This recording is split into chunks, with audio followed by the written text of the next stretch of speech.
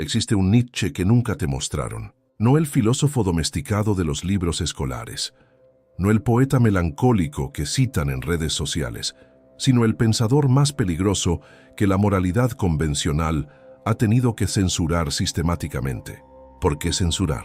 Porque sus ideas más oscuras no simplemente cuestionan el sistema, lo destruyen desde los cimientos. Porque sus técnicas mentales más profundas no te hacen mejor persona según los estándares del rebaño, te hacen psicológicamente intocable. Hoy vas a acceder al conocimiento que fue deliberadamente ocultado. No porque sea malvado, sino porque es demasiado efectivo. Las técnicas que vas a descubrir no te convertirán en alguien más aceptable para la sociedad. Te convertirán en alguien inmune a sus mecanismos de control. Te volverán inmanipulable. Y eso, para un sistema que funciona a base de obediencia moral, es absolutamente intolerable. La promesa de este guión es simple y brutal. Al final de estos minutos, tendrás las herramientas mentales que la élite intelectual guarda celosamente. No te ofreceré consuelo. No te diré que eres especial tal como eres. Te mostraré exactamente por qué aún eres controlable y cómo dejar de serlo. Nietzsche no escribió para hacerte sentir bien. Escribió para darte un martillo. Hoy aprenderás a usarlo contra tus propias cadenas mentales, esas que ni siquiera sabías que llevabas puestas. Déjame revelarte algo que las instituciones académicas nunca admitirán abiertamente. Nietzsche fue domesticado. Su filosofía fue cuidadosamente filtrada, reinterpretada y suavizada para hacerla digerible. No por accidente, sino por necesidad. El Nietzsche real, el pensador que escribió con veneno en la pluma, era demasiado peligroso para ser enseñado sin modificaciones. Te enseñaron a Nietzsche como un crítico cultural, un poeta existencial, incluso como un precursor del psicoanálisis, pero deliberadamente omitieron al Nietzsche, que era un químico de la moral, un saboteador de los valores occidentales, un estratega del poder psicológico. ¿Por qué? Porque ese Nietzsche no forma buenos ciudadanos, forma espíritus libres, y un espíritu libre es, por definición, ingobernable. Observa cómo se presenta su filosofía en las universidades. Hablan de su crítica a la religión, pero suavizan su desprecio absoluto por la compasión cristiana. Mencionan al Übermensch, pero lo convierten en una metáfora bonita sobre autosuperación personal, cuando Nietzsche estaba describiendo una nueva especie de humano que operaría más allá del bien y del mal. Citan su famosa frase «Dios ha muerto», pero ignoran sistemáticamente lo que viene después, que debemos convertirnos en dioses para ser dignos de ese asesinato. Esta censura no es conspiratoria, es estructural.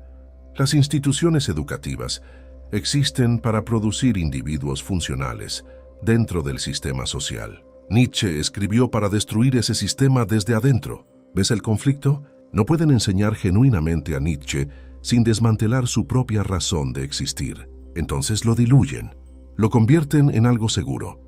El concepto más peligroso que Nietzsche expuso es este: la moral es una mentira útil, no una mentira accidental, sino una herramienta de control diseñada por los débiles para frenar a los fuertes.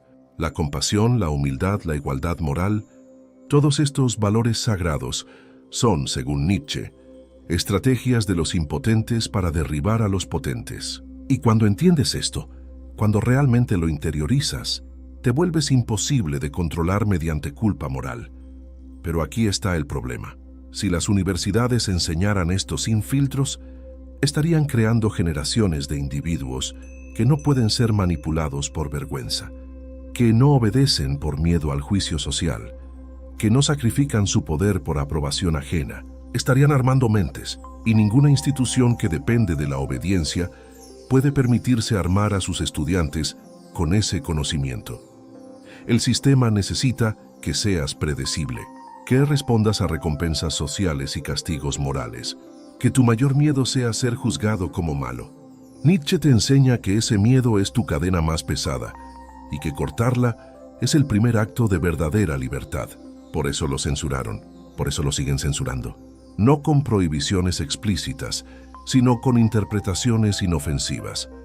Tu primera tarea es reconocer qué versión de Nietzsche te vendieron y preguntarte por qué esa versión es tan cómoda para el sistema que supuestamente estás cuestionando.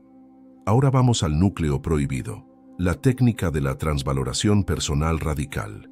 Nietzsche no escribió El Anticristo para atacar a los cristianos devotos. Lo escribió para desenmascarar cómo los valores cristianos, secularizados y disfrazados, siguen controlándote aunque nunca pises una iglesia. Esa necesidad compulsiva de ser buena persona. Esa culpa automática cuando priorizas tus intereses. Ese impulso de sacrificarte por otros incluso cuando te destruye. Esa vergüenza cuando sientes orgullo por tus logros. Todo eso no es tu naturaleza. Es programación cristiana que sobrevivió a la muerte de Dios. Y mientras sigas operando con ese software, seguirás siendo controlable. La transvaloración no es simplemente cambiar de valores. Es un proceso quirúrgico donde identificas cada valor que te enseñaron como sagrado y te preguntas, ¿este valor me fortalece o me debilita? ¿Quién se beneficia de que yo crea en esto? ¿Por qué debería sentir culpa por rechazar lo que me daña? Tomemos la compasión. Te enseñaron que sentir compasión por todos es virtud suprema. Nietzsche revela la trampa. La compasión indiscriminada diluye tu energía, te obliga a sufrir el dolor ajeno sin poder aliviarlo, y finalmente te convierte en un ser agotado e inefectivo. La verdadera pregunta no es ¿debo ser compasivo?, sino ¿con quién y en qué medida mi compasión sirve a la vida, no a la muerte? O la humildad. La sociedad venera la humildad porque necesita que te empequeñezcas. Un individuo humilde no intimida, no desafía, no exige su espacio en el mundo. Es perfectamente manejable. Pero Nietzsche pregunta, ¿por qué un espíritu fuerte debería fingir ser pequeño para no incomodar a los mediocres? ¿No es eso precisamente una traición a tu potencial? Ahora viene la parte más oscura, la que realmente nunca te explicaron. Nietzsche dice que tu humanidad, tal como te la vendieron, es tu jaula. Mi humanidad consiste no en sentir con los hombres, sino en soportar el sentir con ellos. ¿Captas la diferencia? No estás obligado a absorber el dolor del mundo. No eres un recipiente para el sufrimiento colectivo. Puedes observarlo, entenderlo, pero no tienes que sacrificar tu fuerza cargándolo. Esta es la técnica. Durante los próximos días, cada vez que sientas culpa o vergüenza, detente. Pregúntate, ¿este sentimiento me protege de un daño real o solo me está castigando por violar una regla moral que alguien más inventó? Si es lo segundo, ese es un valor cristiano secularizado que necesitas transvalorar. La psicología de la liberación funciona así. Cuando dejas de operar bajo culpa moral, el sistema pierde su principal palanca de control sobre ti. Ya no pueden manipularte diciendo deberías, es tu obligación, serías egoísta si no. Esas frases solo funcionan si aceptas su marco moral. Cuando lo rechazas te vuelves intocable. Mira ejemplos históricos. Napoleón no se disculpaba por su ambición. Tesla no sentía culpa por su obsesión solitaria. Nietzsche mismo vivió apartado, enfermo, en la pobreza, pero nunca traicionó su pensamiento para hacerse más aceptable. Aplicaron la transvaloración radicalmente. Decidieron que su grandeza era más importante que la aprobación del rebaño. Pausa el video ahora mismo. Escribe 3 valores que te enseñaron como sagrados, pero que solo te han debilitado. Pueden ser: siempre ayuda a todos, nunca seas egoísta, la paz es mejor que el conflicto, todos merecen tu tiempo. Escríbelos. Hoy comienza tu transvaloración. Hoy empiezas a construir tu propia tabla de valores, no la que te impusieron. Aquí viene una contradicción aparente que debes resolver. Si eres un espíritu libre, ¿por qué necesitas una máscara? La respuesta es estratégica, no moral, y es uno de los conocimientos más oscuros de Nietzsche. El fuerte no revela su fuerza al rebaño porque no gana nada con eso, solo atrae ataques. Nietzsche escribió sobre el disfraz del sabio. No se refería a hipocresía cobarde, sino a inteligencia operativa. Cuando un lobo camina entre ovejas, no se disfraza porque tema a las ovejas. Se disfraza porque anunciar que es depredador solo hará que las ovejas se agrupen, griten y dificulten su cacería. La máscara es eficiencia. Te enseñaron que la sinceridad brutal es virtud. Sé siempre auténtico. Di tu verdad sin filtros. La honestidad radical es libertad. Mentira peligrosa. La sinceridad brutal es el lujo de los débiles, que no tienen nada que perder. El fuerte reserva su verdad para quien puede comprenderla y usarla. Derramar tu verdad ante cualquiera no es valentía. Es desperdicio estratégico. Aquí se encuentra la síntesis prohibida entre Maquiavelo y Nietzsche. Maquiavelo te enseña cómo operar en el mundo del poder real. Nietzsche te enseña por qué no debes sentir culpa por hacerlo. Juntos forman una herramienta completa. Acción estratégica sin parálisis moral. La máscara funciona así. En sociedad, hablas el lenguaje que la sociedad entiende. Usas sus palabras, respetas sus rituales superficiales, asientes cuando esperan que asientas, pero interiormente, operas bajo tu propia tabla de valores. No te has sometido, simplemente no estás desperdiciando energía en batallas innecesarias. Reservas tu verdadera fuerza para lo que realmente importa. Esto no es traición a ti mismo. Es arquitectura de poder. Un arquitecto no pelea contra la gravedad. Trabaja con ella, pero construye lo que quiere. Tú no peleas contra las normas sociales superficiales. Las usas como camuflaje mientras construyes tu proyecto real en las sombras. La diferencia crucial es esta. El hipócrita débil usa la máscara porque teme ser descubierto. El fuerte usa la máscara porque no necesita validación externa y prefiere la eficiencia. Uno actúa desde el miedo, el otro desde el cálculo. Piensa en esto. ¿Qué pasaría si anunciaras públicamente todos tus planes, ambiciones y pensamientos reales? En el mejor caso, atraerías oposición innecesaria. En el peor, darías a tus enemigos el mapa exacto de cómo detenerte. La máscara no es debilidad, es arma. Nietzsche mismo vivió esto. Escribió sus ideas más radicales en libros que la mayoría no entendería.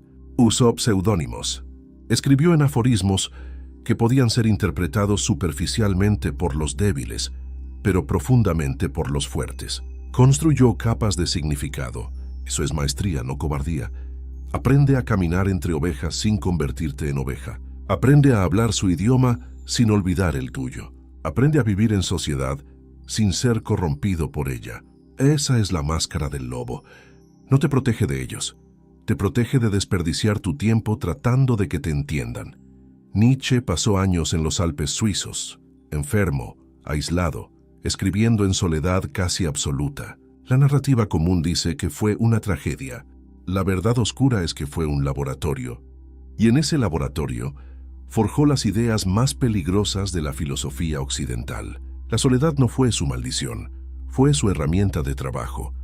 Hay una diferencia abismal entre la soledad impuesta y la soledad elegida.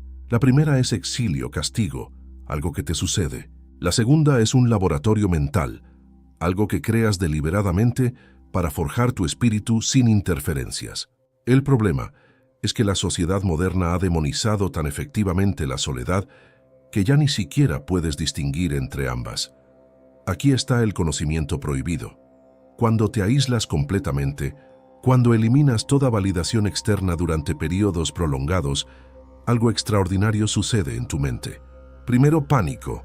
Tu cerebro, adicto a la aprobación social, entrará en abstinencia. Sentirás ansiedad, dudas, necesidad compulsiva de reconectar. Ese es el sistema de control social, mostrando su verdadera fuerza. Pero si aguantas, si atraviesas ese infierno de inseguridad, algo se rompe. Y lo que emerge del otro lado es un individuo que ya no necesita testigos para validar su existencia. Ya no necesita likes, comentarios, aprobación, reconocimiento. Esa necesidad muere. Y cuando muere, te vuelves intocable porque el principal mecanismo de control social ha perdido poder sobre ti. Nietzsche lo sabía. Por eso escribió: en la soledad el solitario devora a sí mismo. En la multitud lo devoran los muchos. Ahora elige. No es una opción cómoda, es una elección entre dos tipos de destrucción, pero solo una de ellas te reconstruye más fuerte. Las élites del poder entienden esto profundamente. Por eso temen las mentes que no necesitan aprobación. Un individuo que puede estar solo sin ansiedad, que puede tomar decisiones sin consultar al grupo, que puede afirmar su valor sin testigos externos. Ese individuo es peligrosamente autosuficiente. No puedes controlarlo con presión social. No puedes manipularlo con exclusión. Se ha vuelto impermeable. Mira los ejemplos históricos, pero con nueva perspectiva.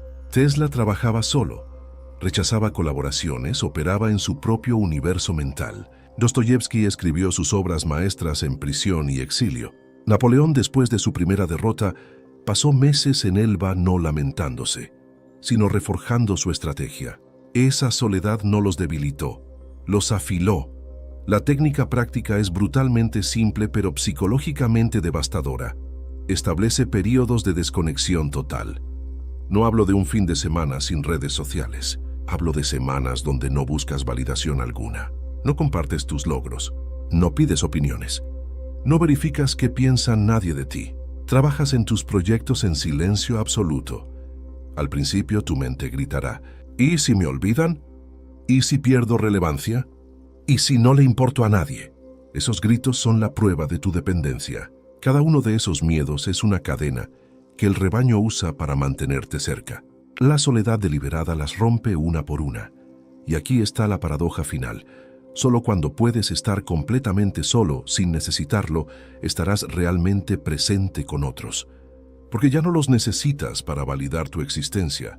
Puedes relacionarte desde la fuerza, no desde la carencia. Tu incapacidad de estar solo sin ansiedad es la medida exacta de tu dependencia del rebaño. Ahora entramos en territorio que la psicología moderna considera no saludable. Nietzsche hablaba de la crueldad consigo mismo como herramienta de forja. No sadismo, no autodestrucción, sino disciplina férrea que deliberadamente te incomoda para fortalecerte. Y la sociedad contemporánea ha prohibido completamente este concepto bajo el pretexto del autocuidado. Escúchame bien, no me interesa tu felicidad, me interesa tu grandeza. Nietzsche lo dijo sin filtros, y aquí está por qué eso es conocimiento prohibido. Una sociedad necesita ciudadanos contentos y manejables, no individuos grandes e indomables. Por eso te venden felicidad como meta suprema. Un individuo que persigue felicidad es predecible. Uno que persigue grandeza es peligroso. La crueldad necesaria funciona así.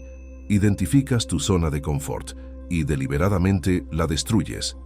No porque disfrutes el dolor, sino porque sabes que el músculo solo crece bajo resistencia y la mente solo se fortalece bajo presión. Cada merecido descanso, cada permiso para no intentar, cada sé amable contigo mismo, puede ser un veneno disfrazado de medicina. Hay diferencia crucial entre masoquismo y disciplina de forja. El masoquista busca dolor por el dolor. El forjador usa el dolor como yunque, donde golpea su carácter hasta darle forma. Uno es adicción, el otro es arquitectura. Uno te destruye, el otro te construye. La sociedad los confunde deliberadamente para que rechaces ambos. Mira los ejemplos reales. Los atletas de élite se someten a regímenes que la persona promedio consideraría tortura. Se levantan cuando todo su cuerpo grita por descanso. Entrenan cuando están lesionados. Sacrifican placeres, comodidad, a veces relaciones. ¿Es masoquismo? No, es el precio que pagan por la grandeza, y lo pagan voluntariamente. Los monjes guerreros del Japón feudal practicaban meditación bajo cascadas heladas. Los estoicos romanos se privaban deliberadamente de lujos para mantener su disciplina mental. Nietzsche, enfermo y con migrañas devastadoras, seguía escribiendo. Esa crueldad autoimpuesta no los debilitó, los hizo inquebrantables. Aquí está la trampa moderna. Te vendieron que cualquier incomodidad es trauma, cualquier exigencia es tóxica, cualquier disciplina férrea es abuso. Y bajo ese marco, te volviste frágil, porque si nunca te exiges más allá de lo cómodo, nunca descubres cuánto poder real tienes. Permaneces débil por diseño. La técnica de la crueldad necesaria. Cada día, haz algo que te incomode deliberadamente. Puede ser físico, entrenamiento que duele, duchas frías, ayuno. Puede ser mental, estudiar cuando estás agotado, trabajar en tu proyecto cuando prefieres distraerte, mantener disciplina cuando todo grita por relajación. No se trata de sufrir, se trata de demostrar que el sufrimiento no te controla. Nietzsche tenía una frase devastadora: la disciplina del dolor es el único cincel capaz de esculpir un espíritu digno de respeto. Piénsalo. No puedes esculpir sin golpear. No puedes forjar metal sin fuego. No puedes construir un carácter fuerte sin sometértelo a presión deliberada. El problema es que la presión incomoda, y te enseñaron que incomodidad es señal de que algo está mal. Mentira. La incomodidad es señal de crecimiento. El dolor es información, no enemigo. Cuando rechazas toda crueldad contigo mismo, cuando evitas sistemáticamente la incomodidad, no estás siendo amable, estás eligiendo la debilidad. Y la debilidad a largo plazo causa más sufrimiento que cualquier disciplina. Si no estás dispuesto a incomodarte deliberadamente cada día, no estás construyendo fuerza, estás administrando debilidad. Y eventualmente, la vida te impondrá crueldades que no elegiste. Mejor que aprendas ahora a usar el dolor como herramienta, antes de que te use a ti. Prepárate porque este bloque destruirá una de las mentiras más sagradas de la sociedad moderna, que todos merecen tu respeto, tu tiempo, tu energía.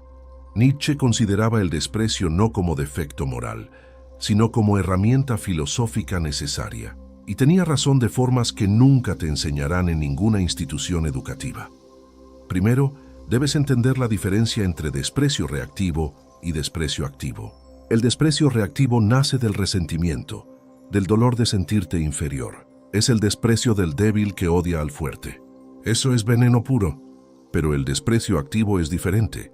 Es la distancia jerárquica que estableces porque has reconocido que no todos operan al mismo nivel y tu energía es limitada. Te enseñaron la gran mentira democrática. Todos son iguales. Todos merecen respeto. Todos tienen valor equivalente. Esa ideología es funcional para mantener la paz social, pero es devastadora para tu desarrollo personal. Porque cuando tratas a todos con el mismo respeto, cuando distribuyes tu atención igualmente entre genios y mediocres, diluyes tu fuerza hasta hacerte mediocre tú también. La verdad prohibida es esta. Las personas no son iguales. Algunos construyen, otros destruyen. Algunos buscan grandeza, otros celebran mediocridad.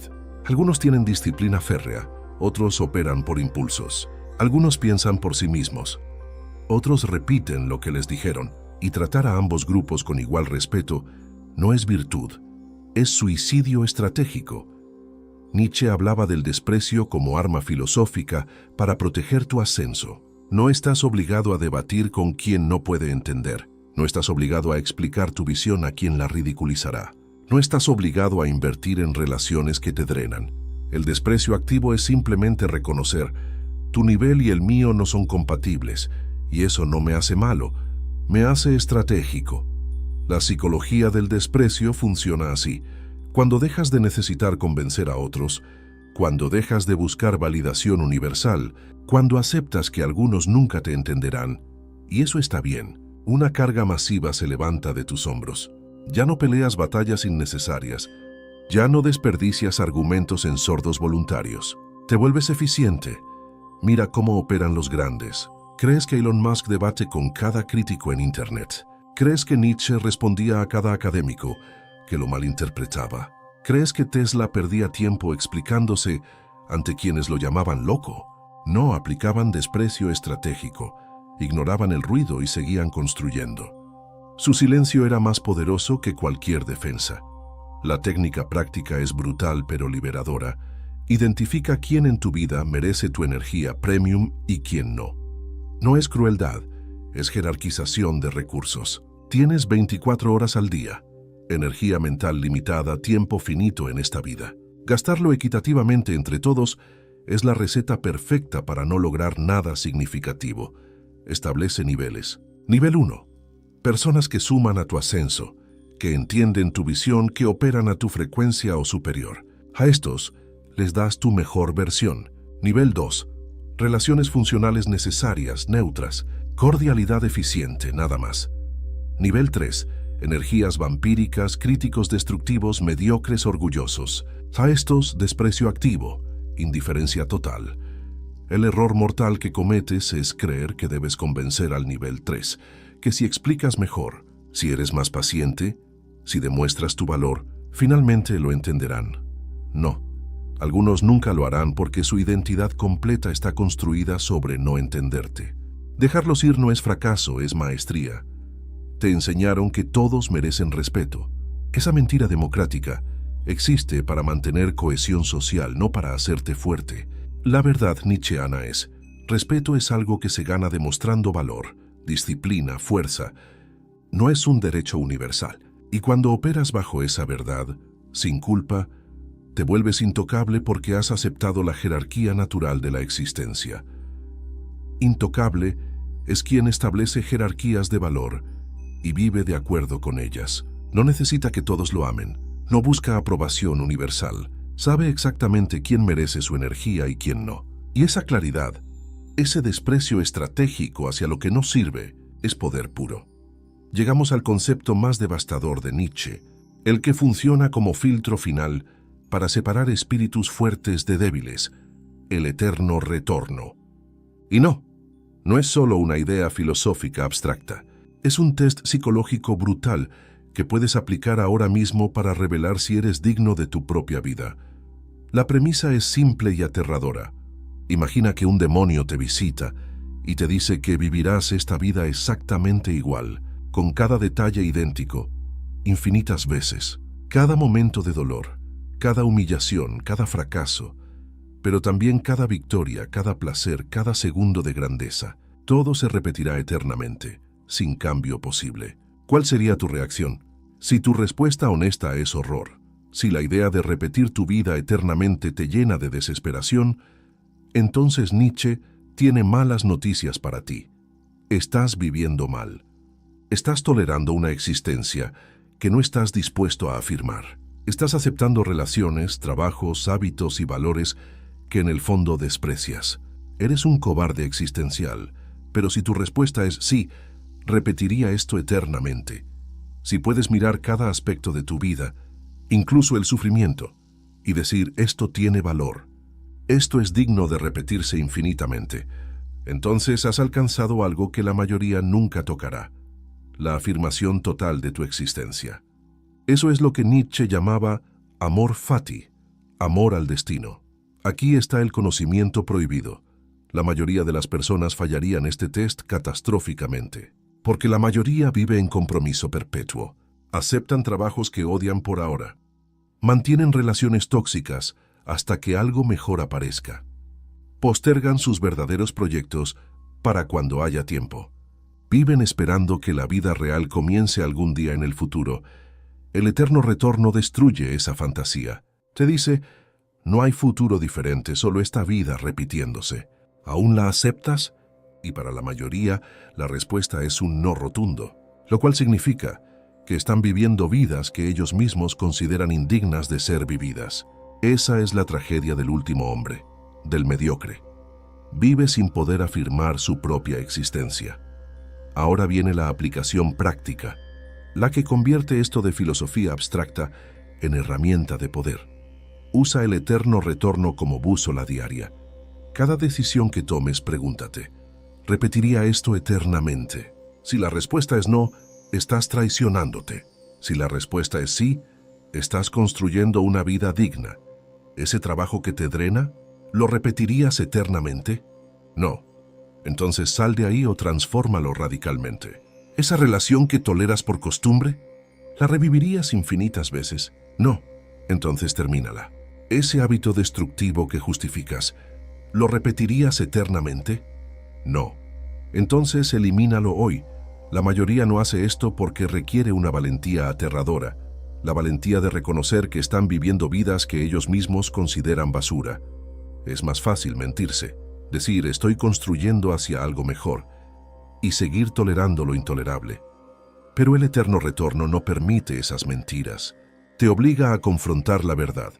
O tu vida es digna de repetirse, o estás desperdiciando tu única existencia. Piensa en los individuos que realmente vivieron bajo este principio.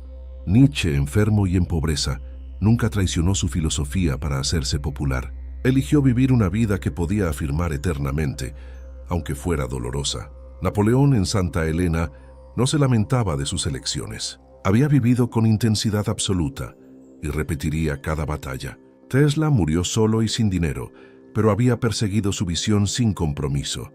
Esos hombres no eran felices en el sentido convencional, pero eran algo más valioso. Estaban completos. Habían vivido vidas que podían afirmar sin reservas. No necesitaban que nada fuera diferente. Amor fati. Y esa afirmación total es lo que Nietzsche consideraba la libertad real. Aquí está tu desafío final, el test que separa guerreros de espectadores. Hoy, ahora mismo, elimina una cosa de tu vida que no repetirías eternamente. Una sola cosa. No mañana, no cuando sea el momento adecuado. Hoy. Puede ser una relación que te drena, un hábito que te debilita, un compromiso que aceptaste por miedo al juicio, un proyecto que no te representa. Una cosa. Esa eliminación es tu declaración de guerra contra la mediocridad. Es tu primer movimiento hacia una vida que puedas afirmar sin reservas. Porque aquí está la verdad final del eterno retorno. No es una amenaza, es una promesa.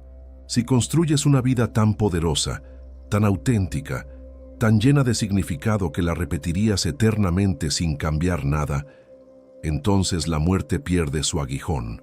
No importa si la vida es finita o infinita, porque has vivido de tal manera que cada segundo valió la pena. Solo aquel que puede afirmar cada segundo de su existencia, incluso el sufrimiento, incluso el fracaso, incluso la soledad, ha alcanzado la libertad real. Ese es el conocimiento más prohibido de Nietzsche.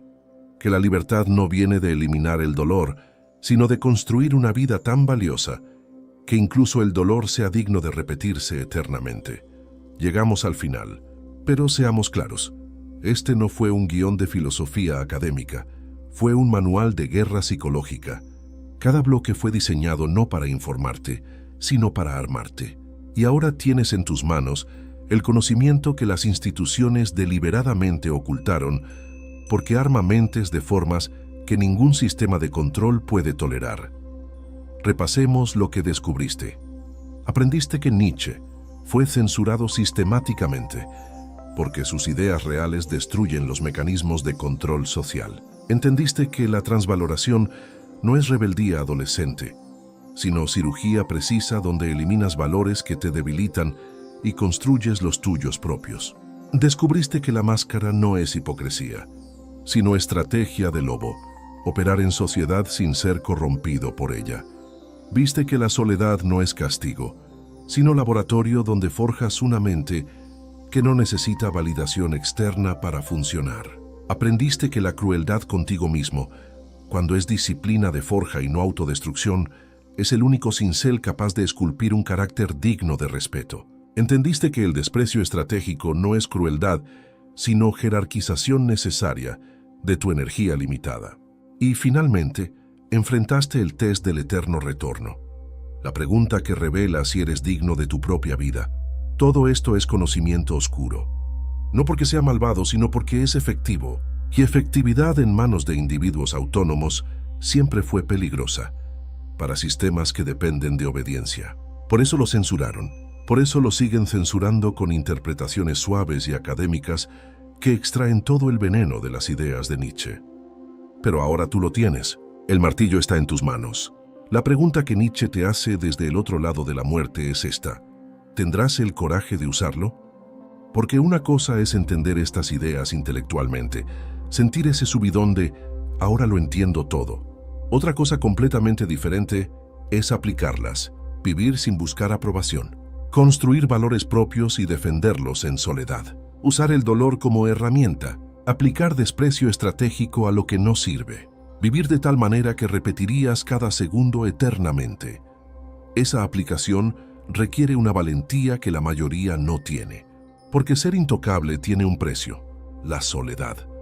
No la soledad triste del rechazado, sino la soledad majestuosa del que opera en frecuencia diferente al rebaño. Significa aceptar que muchos nunca te entenderán, que tu familia puede que nunca apruebe tus decisiones, que tus amigos pueden alejarse cuando dejes de ser quien esperaban, que la sociedad te juzgará por rechazar sus valores sagrados.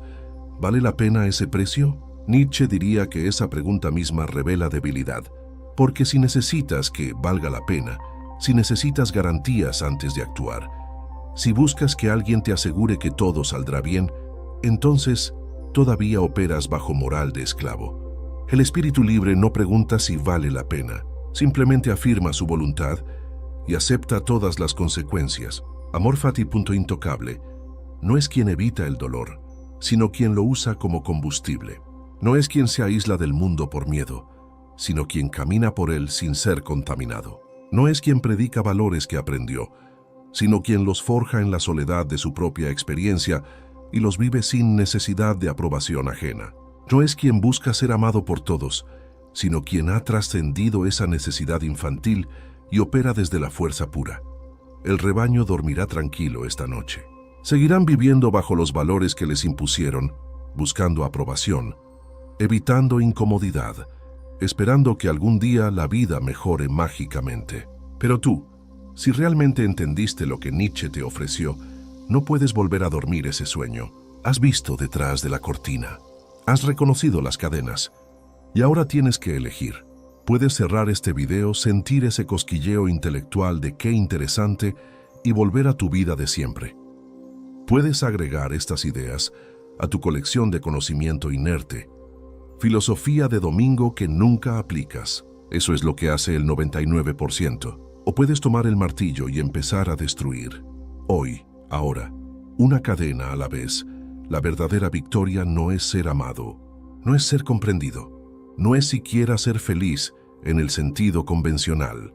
La verdadera victoria es ser imposible de controlar. Es vivir de tal manera que ninguna institución, ninguna opinión ajena, ningún sistema moral externo tenga poder sobre tus decisiones. Es construir una vida que repetirías eternamente, sin cambiar nada. Eso es ser intocable. Nietzsche te ofreció el martillo. Este guión te mostró cómo usarlo.